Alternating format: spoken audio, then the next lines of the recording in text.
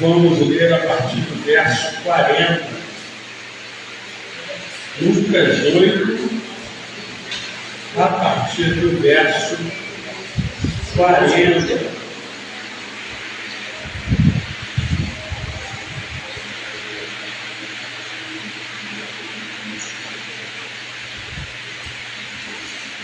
Amém? Lucas, capítulo 8, a partir do verso 40, vou estar lendo. Peço que os irmãos acompanhem. Diz assim: ao regressar Jesus, a multidão o recebeu com alegria, porque todos o estavam esperando. Eis que veio um homem chamado Jairo, que era chefe da sinagoga, e prostrando-se aos pés de Jesus, lhe suplicou que chegasse até a sua casa, pois tinha uma filha única, de uns 12 anos, que estava à morte. Enquanto ele ia, as multidões o apertavam. Certa mulher, que havia 12 anos, vinha sofrendo de uma hemorragia, e a quem ninguém tinha podido curar, e que gastara com os médicos todos os seus haveres, veio por trás dele, tocou a orla da veste, e logo se estancou a hemorragia. Mas Jesus disse: quem me tocou? Como todos negassem, Pedro, com seus companheiros, disse: mestre, as multidões te apertam e te oprimem, e dizes: quem me tocou? Contudo, Jesus insistiu: alguém me tocou, porque senti que de mim saiu poder. Vendo a mulher, que não podia ocultar-se, aproximou-se trêmula e, prostrando-se diante dele, declarou à vista de todo o povo a causa por que ele havia tocado e como imediatamente fora curado. Então me disse: filha, a tua fé te salvou, vai-te em paz. Falava ele ainda, quando veio uma pessoa da casa do chefe da sinagoga, dizendo: tua filha já está morta, não incomodes mais o mestre. Mas Jesus, ouvindo isso, lhe disse: não temas, crê somente e ela será salva. Tendo chegado à casa, a ninguém permitiu que entrasse com ele, senão Pedro, João, Tiago, e bem assim o pai e a mãe da menina. E todos choravam e aprenteavam, mas ele disse: não choreis, ela não está morta, mas dorme. E riam-se dele, porque sabiam que ela estava morta. Entretanto, ele, tomando-a pela mão, disse-lhe em voz alta: menina, levanta-te. Voltou-lhe o espírito, ela imediatamente se levantou, e ele mandou que lhe dessem de comer. Seus pais ficaram maravilhados, mas ele lhes advertiu que a ninguém contassem o que havia acontecido. Só até aí, meus amados, meu querido Senhor, eis aqui, Deus, a tua palavra. Te peço, Senhor, ó bom Deus, que ela venha a ser exposta de modo claro, Senhor, que venhamos a aprender o que tens para nós aqui, meu Deus, te pedindo, Senhor, ó Deus, que mesmo na minha pequenez, Senhor, na minha fraqueza, o teu poder se manifeste, Senhor, de forma, ó Deus, tremenda, mas clara, notória, Senhor, para honras e glórias do teu nome. A Senhora, em nome de Jesus, amém, e graças a Deus. Intitulei essa mensagem como a sabedoria do Senhor e amor. Nós vimos aqui o início desse texto. Jesus, nós há algum tempo ministramos sobre isso. Jesus havia livrado aquele Geraseno endemoniado, e o povo de lá havia, vamos botar assim, enxotado, tentado, quase que expulsado Jesus de lá. E ao chegar, Jesus encontra uma multidão, que é o texto que nós lemos a partir do 40, que o recebe com alegria, e todos ali já estavam esperando, que eles envolvem o Senhor Jesus, mas não antes que um homem chamado Jairo, e o texto vai dizer que ele era o chefe da sinagoga, esse homem se prostre aos pés do Senhor Jesus, diante de todos, diante da multidão, todo mundo viu. Ele vem e se prostra diante de Jesus, clamando por sua filha, que estava enferma, como ele diz, quase que morta. E Jesus, ao que tudo indica, atende, mas não com palavras, ele meio que se dirige. Então, com ele, o texto dá a entender que ele passa a seguir o Jairo, né? E a multidão assim, e no meio do caminho, Jesus ainda vai dar uma paradinha, porque nós vamos ter a história da mulher do fluxo de sangue, né? Que toca nele e é curada. E eu chamo a sua atenção porque hoje nós vamos estar refletindo um pouquinho sobre o ponto de vista do Jairo, né? E Jairo, ele está com aquela aflição toda, ele com aquele senso de urgência todo, né? E em dado momento, Jesus caminhando, note que a mulher do fluxo de sangue, ela não parou a comitiva, né? Ela não se fez como o próprio Jairo, que se prostrou diante dele, né? Ela meio que furtivamente, ela vai se esgueirar no meio daquela multidão e vai tocar, né, na orla, ou seja, ela provavelmente estava ao chão, né, para conseguir tocar na beira da veste do Senhor Jesus. E ao fazer isso, Jesus vai parar tudo, que alguém me tocou. Vai ter aquela discussão com os apóstolos: Senhor, tem gente para todo lado, o pessoal está te apertando, você diz que alguém te tocou, né? Como assim não poder sair de mim? Em alguns textos vai dizer virtude saiu de mim, e ele faz aquela parada de tal modo que a mulher se sente constrangida, ainda mais sentindo que havia sido curada. Ela se identifica, eu já até comentei isso aqui certa vez, ela nesse momento, ao se identificar e confessar o que fez, ela poderia estar sujeita ali até mesmo a um apedrejamento, ela poderia, né, porque era entendido como uma situação onde ela não poderia de forma alguma ter contato com outras pessoas, e mesmo diante disso tudo, tem um lugar de dar no seu coração, né, de humildade diante do Senhor. Ela vai se prostrar, confessar, e Jesus tem uma característica aqui,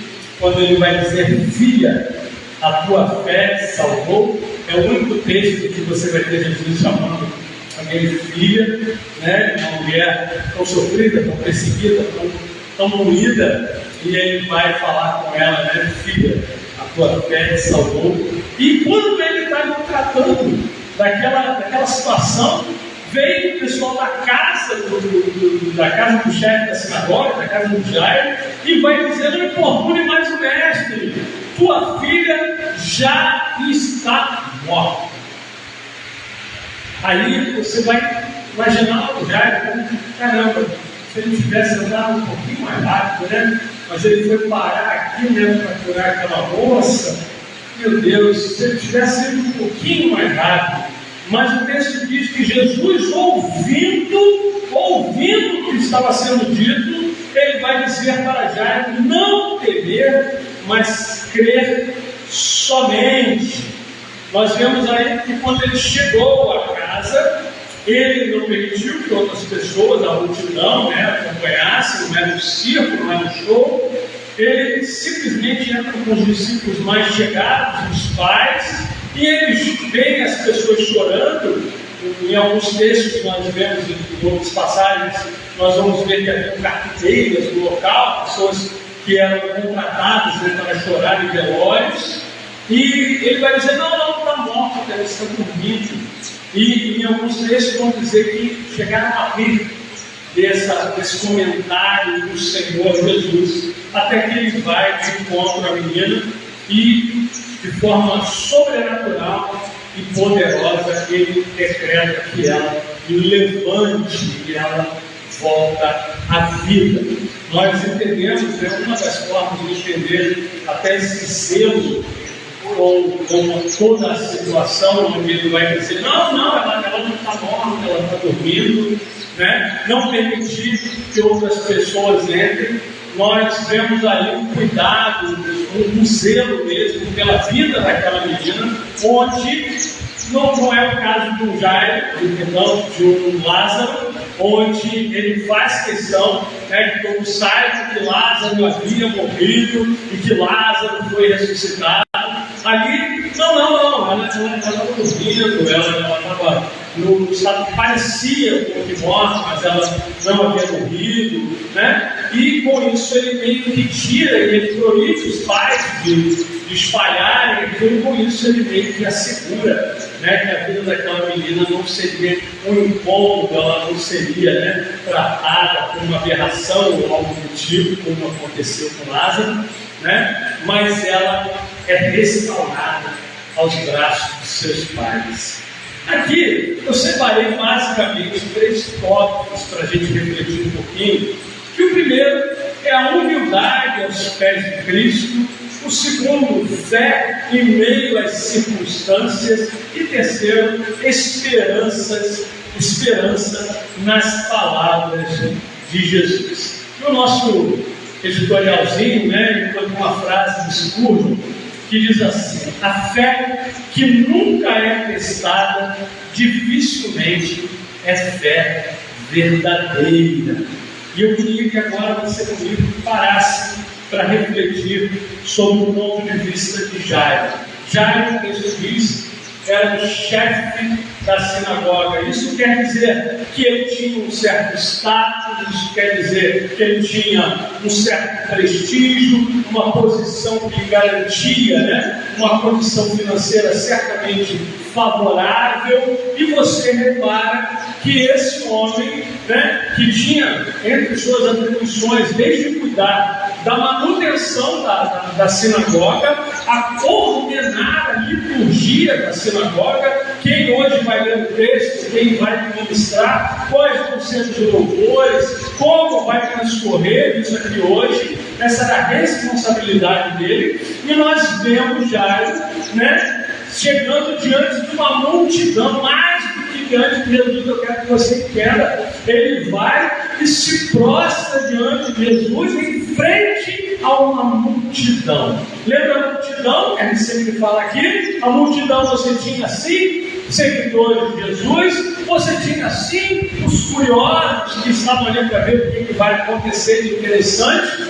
mas você também tinha os perseguidores. Então, quando Jairo se prostra ali, os perseguidores, que eram na sua maioria associados ao Sinédrio, associados a todo o movimento sacerdotal e litúrgico dali, nós entendemos que eles viram que aquele homem, ele era da parte de Jesus. Ele reconhecia a autoridade de Jesus. Ele estava se dobrando, ele estava se prostrando diante daquele que o Sinédrio insistia em dizer que era um falso Messias, que não era nem um profeta. O Sinédrio tudo vivia tentando quebrar o ministério do Senhor Jesus.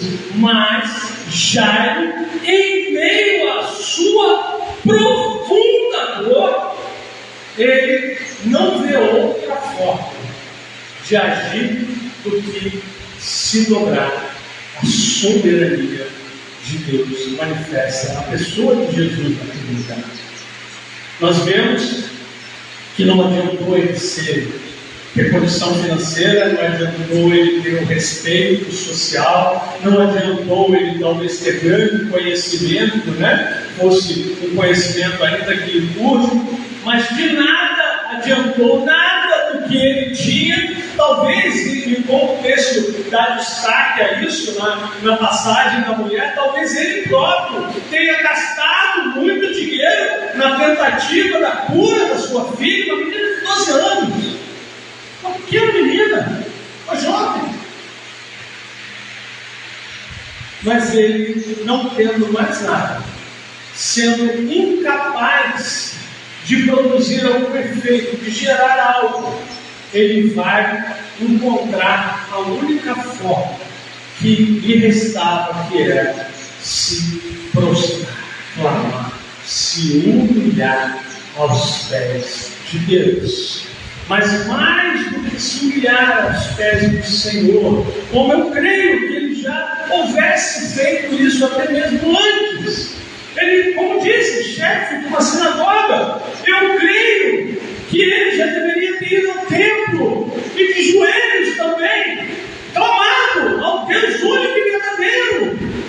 Mas era necessário. E é isso que eu e você precisamos entender. Há muitas pessoas, às vezes, clamando ao Deus, clamando ao Deus único, amém? Glória a Deus! Mas a resposta, aquele que intercede por mim e por você, o único que manifestou a graça de Deus, é Cristo Jesus. Jesus estava naquele lugar. Se ele precisava de algo de Deus, era necessário falar com o Filho, porque ninguém vai ao Pai senão pelo Filho. Jairo se humilha, Jairo se esvazia, Jairo experimenta a sua profunda fraqueza. Algo que às vezes eu e você precisamos ser lembrados, porque vivemos a grande ilusão do mundo, onde achamos que somos poderosos, achamos que temos poder e domínio sobre alguma coisa. Nós vivemos achando isso. Porque fulano ele tem uma mansão, fulano ele tem muito dinheiro, então ele pode ter os médicos que ele quiser. Fulano ele tem um cargo que coloca sobre ele muitas pessoas ao seu comando, então ele pode ter tudo o que ele quiser. Eu entendo que o ser humano, de um modo geral, ele se ilude achando que ele é dono, que ele é senhor, ou que ele pode alguma coisa, quando tudo que existe pertence única e exclusivamente ao seu Criador, que é o Deus que está antes e acima de todas as coisas, o nosso Deus. O texto de João mesmo vai dizer que tudo que foi criado por intermédio do Senhor. Em latim diz que Deus cria ex nihilo, quer dizer que Ele cria tudo do nada. Do nada, o Senhor fez tudo que existe e que há. Então nós, na nossa infantilidade, na nossa prepotência, na nossa soberba, no nosso orgulho, nós insistimos em caminhar nessa vida de modo a ter o nariz em pé, achando que nós temos algum controle ou algum domínio. Mas o Senhor, muitas das vezes, vou citar uma frase que eu ouvi de um pastor amigo meu, o pastor Tiago Guerra, que diz que Deus permite o que Ele odeia para realizar o que Ele ama. Deus permite coisas, às vezes, terríveis, coisas que nossa mente, na maioria das vezes, não vai alcançar, não vamos entender, porque vemos somente em parte, vemos somente o que está diante de nós, mas o Senhor que enxerga antes, acima e além de todas as coisas. Ele usa a minha, Ele usa a sua vida, Ele usa a minha, Ele usa a sua dor para alcançar e confortar aqueles que também sofrem.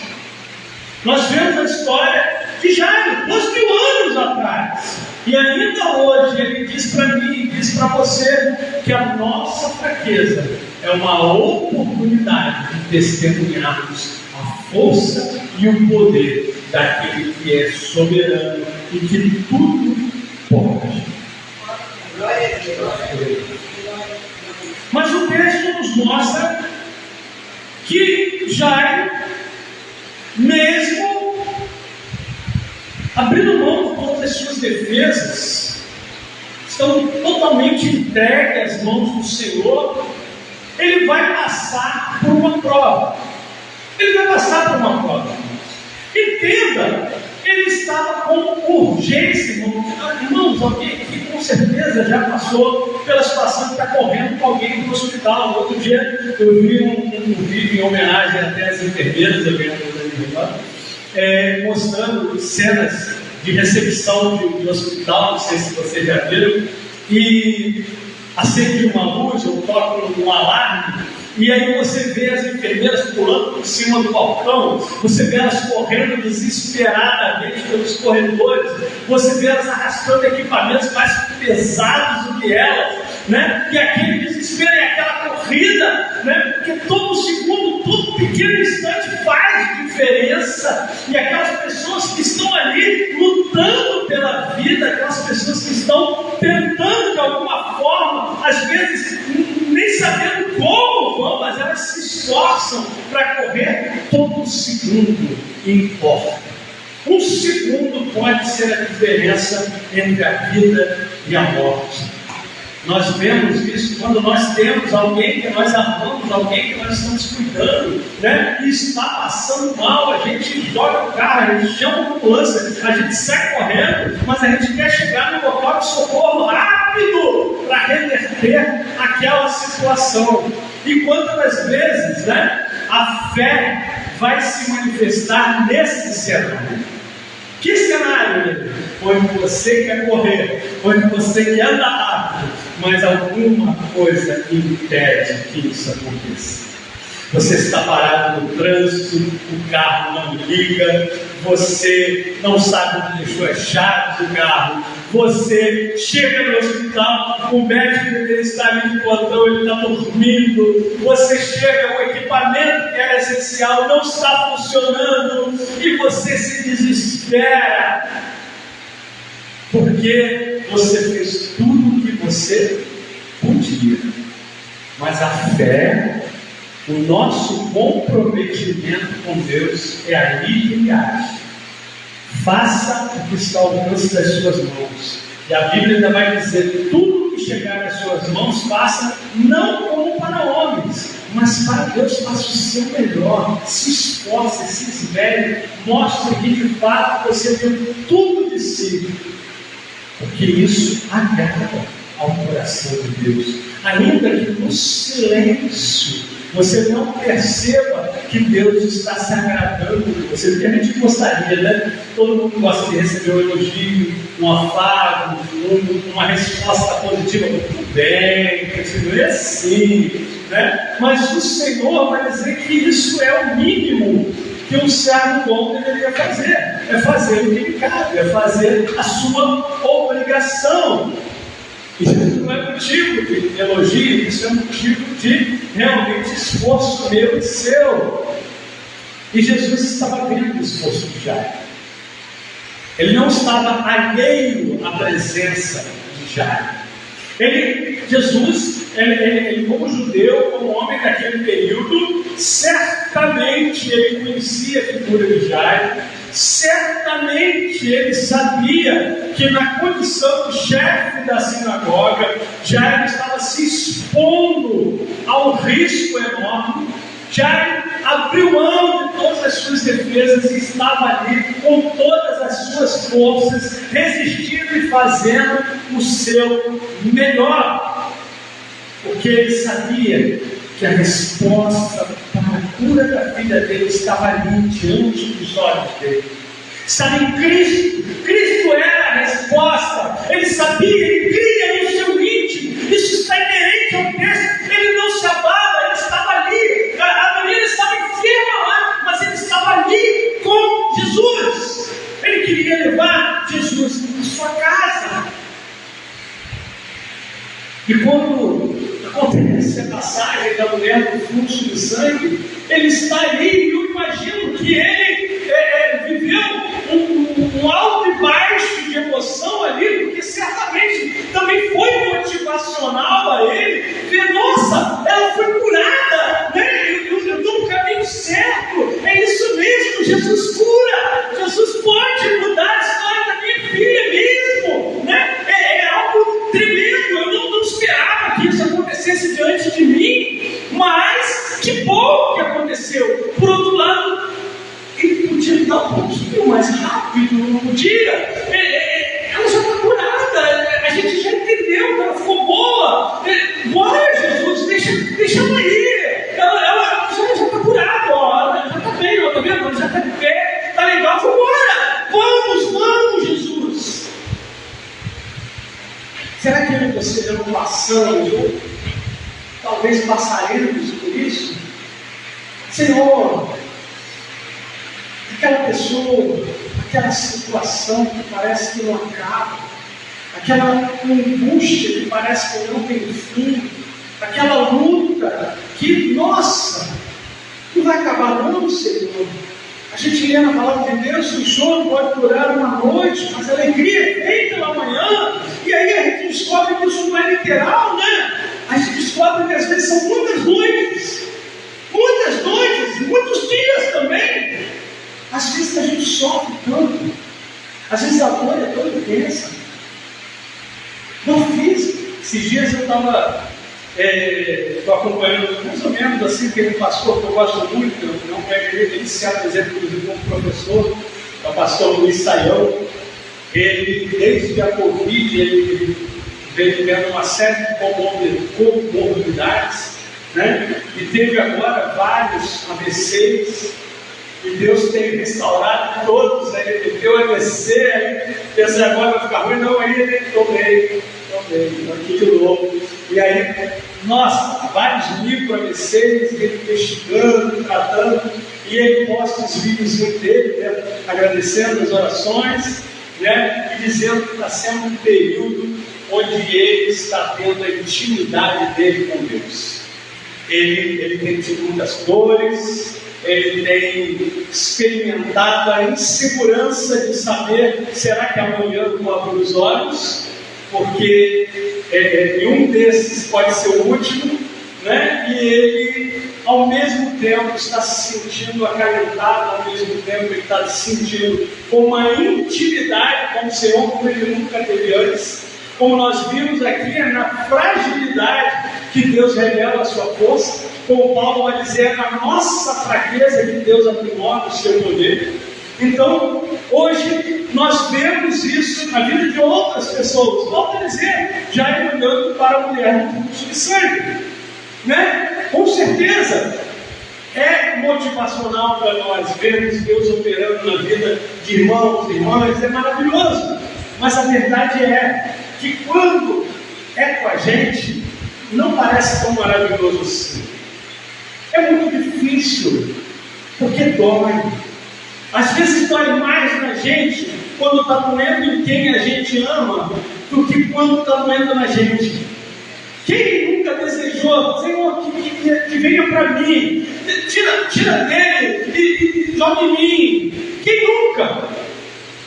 Mas Deus usa esse momento para aprimorar, para lapidar a nossa fé. É como se a nossa fé fosse uma pedra bruta e fosse sendo lapidada, trabalhada por um artesão, um artista, que vai fazer de nós um lindo brilhante, onde a própria luz de Deus vai brilhar e vai se manifestar em nós. E nós vemos que a nossa fé, ela tem que resistir, ela tem que prosseguir em meio às circunstâncias. A nossa fé não pode ser circunstancial. É aquela, tem até musiquinha, né? Se Deus fizer, Ele é Deus. Se não fizer, Ele continua sendo Deus.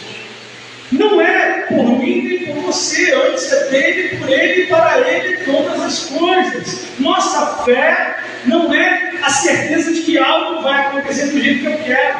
A nossa fé é de que Deus é o meu Senhor, Deus é soberano sobre a minha vida e eu estou nas mãos dele e há de acontecer comigo segundo a vontade dele, que é boa, agradável e perfeita. Ainda que meus olhos e meu coração e minha mente não entendam e que não seja o que eu quero que aconteça, ainda assim, se nós permanecermos, isso é fé. A fé é permanecer. Lembre-se, sem fé é impossível agradar a Deus.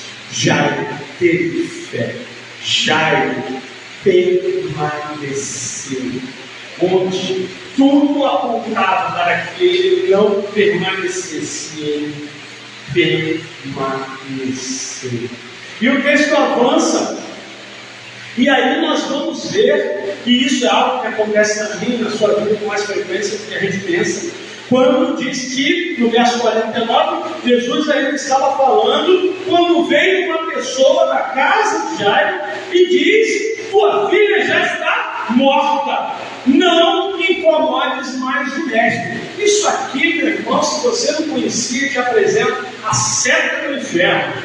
Isso aqui é o laço do passarinheiro. É aqui que as circunstâncias são arrumadas, desenhadas segundo a vontade do inferno. Aqui era o momento de dividir as águas.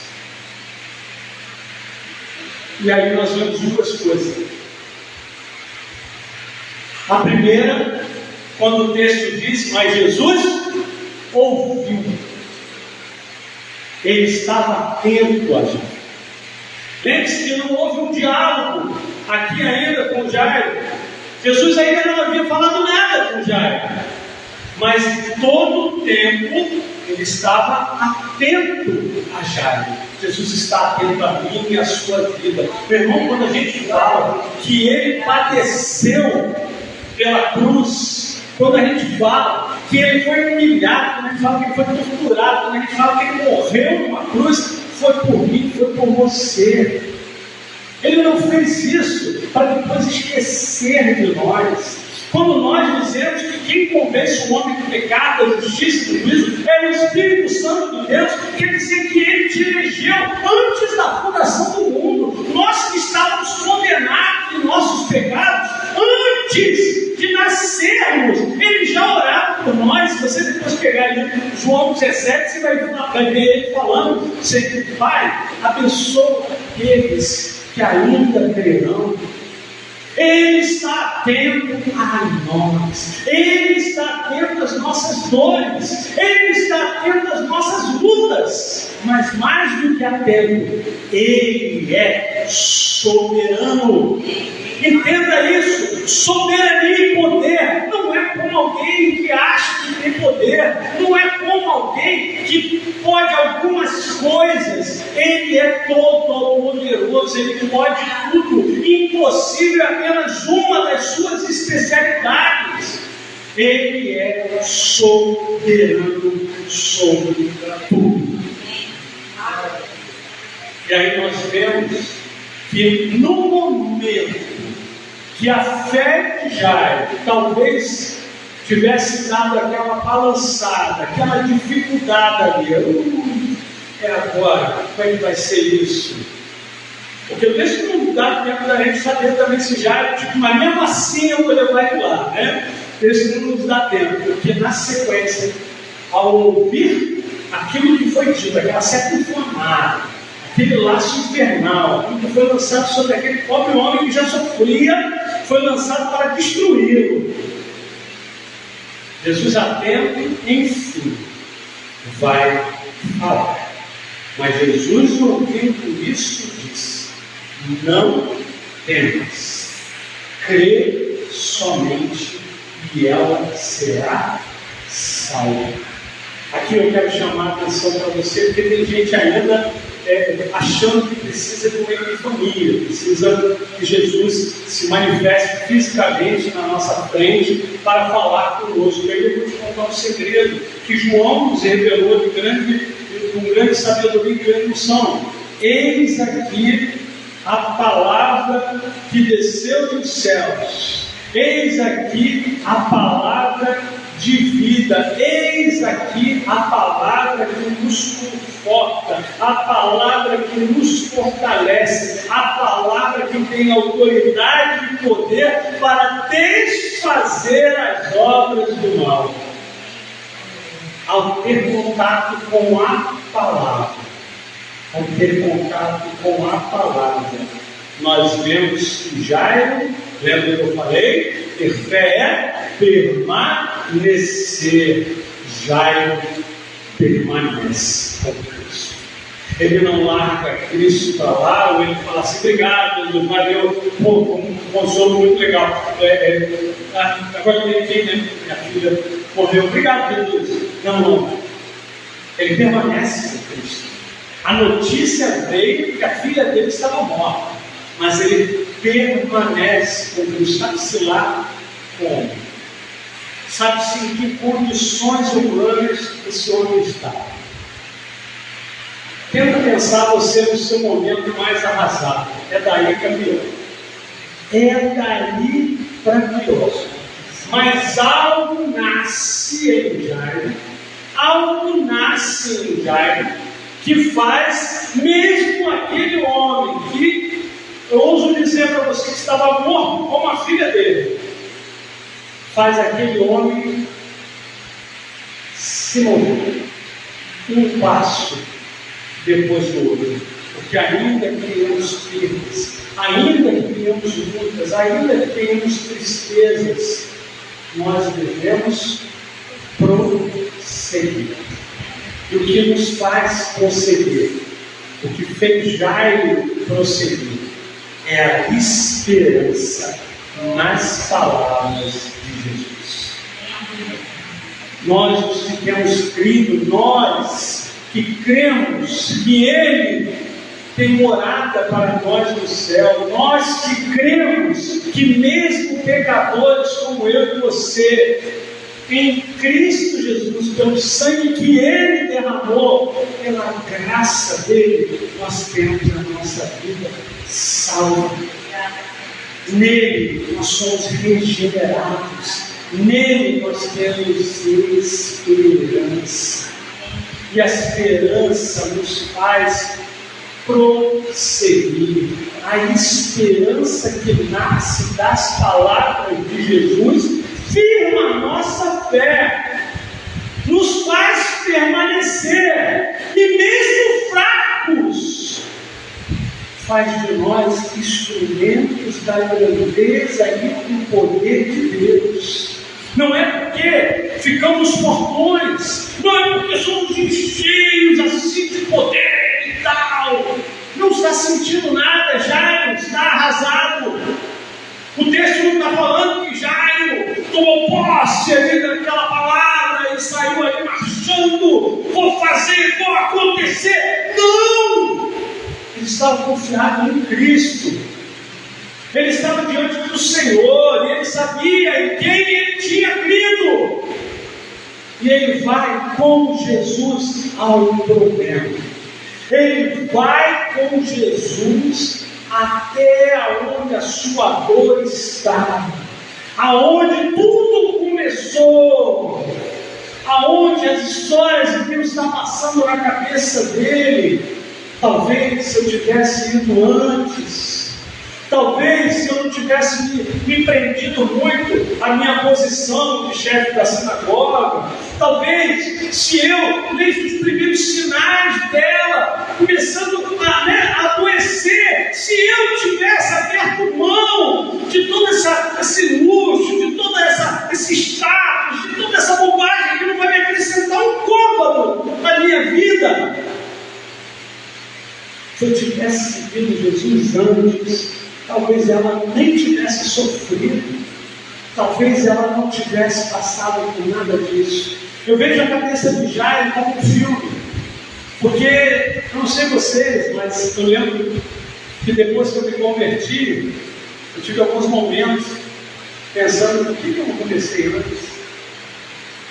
Quando o Senhor confirmou o ministério pastoral na minha vida, eu falava, Senhor, agora eu já estou ficando velhinho, as forças já não são as mesmas, Senhor, me perdoa, eu queria ter começado antes.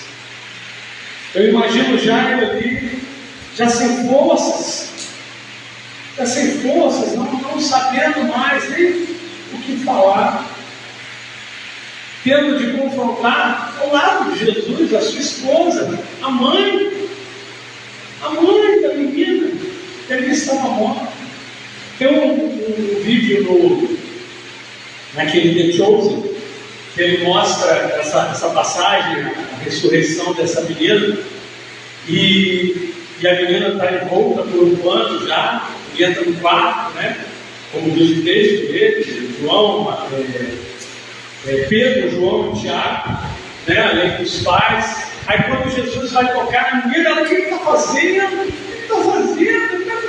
Ela está morta, ela está mexendo corpinho dela. Isso era um tabu, isso não poderia. Ele teria se contaminado, porque não se tocava no corpo do morto, assim como não se tocava no corpo de uma mulher com fluxo de sangue. Mas Jesus vai tomá-la pelas mãos. Gente, a gente sabe que Jesus não precisava nem tocar. Vamos lembrar disso? Porque ele ressuscitou Lázaro, só chamando Lázaro pelo nome, amém? Mas o texto faz questão dele tocar a menina, ele a pega no braço, diz assim, ó, isso dele, tomando pela mão, disse em voz alta: menina, levanta-te. Ele não fala, menina, volta à vida, ele só ordena, e aquela que estava morta obedece e levanta. E aí eu quero que você reflita: morto se mexe, morto escuta alguma coisa, morto pode fazer alguma coisa, mas diante da soberania de Deus, mesmo que esteja morto, viverá. Não estou falando aqui porque tem muita gente ali ainda achando que é Jesus, tem gente ainda querendo tocar mortos para ressuscitar. Jesus mostra que toda sua autoridade, são os sinais, são os prodígios que nós vemos realmente quem de fato ele é. Ele não era somente um profeta, ele não era somente um enviado de Deus, mas ele era o próprio Deus. Ele era a resposta à pergunta que ainda não havia nem sido feita: quem nos salvará? Ele é a resposta. Em Cristo Jesus todas as coisas são possíveis. E já conduzindo para o final, nós que um dia fomos todos mortos em nossos pecados e delitos, nós que outrora estávamos condenados, nós que éramos filhos da ira, sujeitos a toda a condenação que pesa sobre a humanidade, um dia Ele nos chamou, um dia Ele chamou o nosso nome, um dia Ele nos trouxe para si. E isso aconteceu mediante a Sua palavra, e essa palavra nos trouxe vida. Essa palavra nos trouxe esperança, e ainda nos dias de hoje ela nos traz conforto. Concluindo e trazendo uma aplicação para esse texto, eu queria para vocês que diante de Cristo, que é soberano, somos chamados a abandonar a nossa vaidade, o nosso orgulho, somos chamados a confiar e nos comprometer com Ele, e a mantermos nossa esperança viva, firmados em Sua palavra, porque Ele é fiel para cumprir tudo aquilo que nos prometeu. Que eu e você, independente da situação que estejamos vivendo, independente da fraqueza que estejamos tendo, que saibamos, que tenhamos certeza, porque estamos vendo uma história de 2000 anos atrás, que Lucas fez questão de colocar, e só para chamar a atenção, não sei se vocês perceberam, mas a história, no geral, é sobre duas mulheres, uma muito jovem, uma já com alguns anos de vida. A história é sobre uma menina de 12 anos, e a história é sobre uma mulher de 12 anos de fluxo de sangue. Né? Lucas, ele faz questão, Lucas é praticamente o autor que mais dá destaque às mulheres dentro do seu texto, e elas são pintadas na Bíblia, elas são trazidas de entendimento como vasos frágeis, e esses vasos frágeis são para a honra e glória de Deus. Que todos nós não achemos, nenhum de nós, homens e mulheres, não achemos que nós mesmos tenhamos algum poder, alguma força. Não nos apeguemos a vaidades, não nos apeguemos a orgulhos, né? Antes nos rendamos, fomos derrotados, fomos vencidos. Cristo é o Senhor. Amém? Vamos orar. e desejar que o Senhor complete essa palavra em nossos corações. Deus amado, Pai querido, Senhor, complete, Deus, em cada um de nós, em cada um que ouviu essa palavra, completa, Senhor, aquilo que Tu tens para nós, Senhor. Oh Deus, seque nossas lágrimas, Senhor, fortalece o nosso espírito, meu Pai, abre nossos olhos, meu Deus, tira as escamas, Senhor, para que vejamos Tua luz, meu Deus, e que possamos, Senhor, com a nossa fraqueza, com a nossa pequenez, Senhor, sermos instrumentos, Senhor, da Tua grandeza, Senhor, que possamos refletir a Tua poderosa luz, meu Pai, que possamos ser verdadeiramente sal nessa terra, meu Pai. Assim eu te peço, no nome santo e poderoso do meu Senhor e Salvador, Jesus Cristo. Amém. E graças a Deus.